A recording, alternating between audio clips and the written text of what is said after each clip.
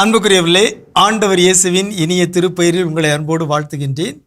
இயேசுவின் ஆளுமை என்னும் தொடரில் இன்று இயேசுவின் கண்கள் என்னும் செய்தியை உங்களோடு பகிர்ந்து கொள்ள விரும்புகின்றேன்.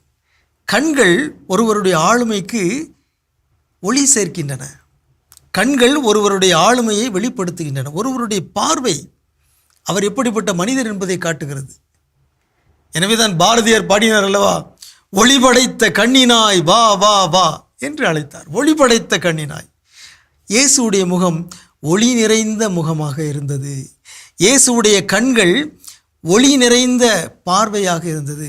இயேசு பிறரை பார்த்தபோது அவர் பரிவோடு பார்த்தார், அன்போடு பார்த்தார். இதை பற்றிய பல செய்திகளை நாம் பார்க்கிறோம். ஒன்றே ஒன்று, மார்க்கு நற்செய்தி 10:21. ஒரு பணக்கார இளைஞர் இயேசுவிடம் வந்து, நான் நிலைவாழ்வு பெற என்ன செய்ய வேண்டும் என்று கேட்கிறார். இயேசு கட்டளைகள் உனக்கு தெரியுமா, அதையெல்லாம் பின்பற்று என்று சொல்லுகிறார். அப்பொழுது நான் சிறு வயது முதல் அனைத்தையும் நான் கடைபிடித்து வருகிறேன் என்று சொல்லுகிறார். ஆனால் இயேசு அவரிடம் ஒன்றை சுட்டி காட்ட வேண்டும். என்ன? உம்மிடம் ஒன்று குறைவுபடுகிறது. ஆகவே அந்த குறையை சுட்டி காட்டுவதற்கு முன்பாக மார்க் 10:21 நாம் வாசிக்கின்றோம். அப்போது இயேசு அன்பொழுக அவரை கூர்ந்து நோக்கி, உமக்கு இன்னும் ஒன்று குறைவுபடுகிறது, நீர் போய் உமக்கு உள்ளதை விற்று ஏழைகளுக்கு கொடும் என்று சொல்லுகிறார்.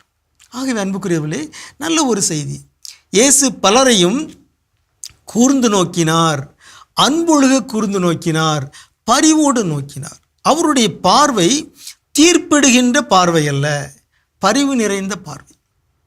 ஆகவே இங்கே ஒரு உளவியல் செய்தியை இயேசு நமக்கு கற்றுத்தருகிறார்.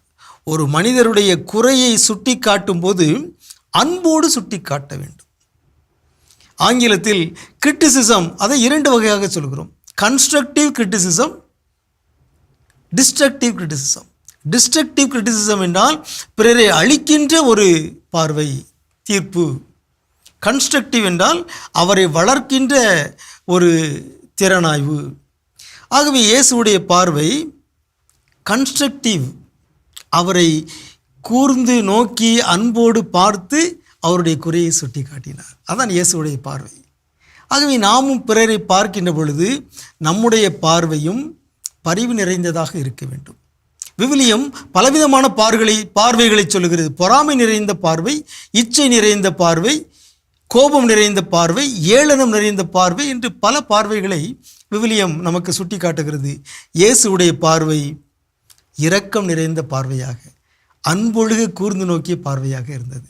அத்தகைய இயேசுவை நாம் போற்றுவோம். நாமும் பிறரை இயேசுவை போல பரிவோடு நோக்குவோமாக, அன்போடு பார்ப்போமாக. உங்களுக்கு அமைதி உரித்தாகுக.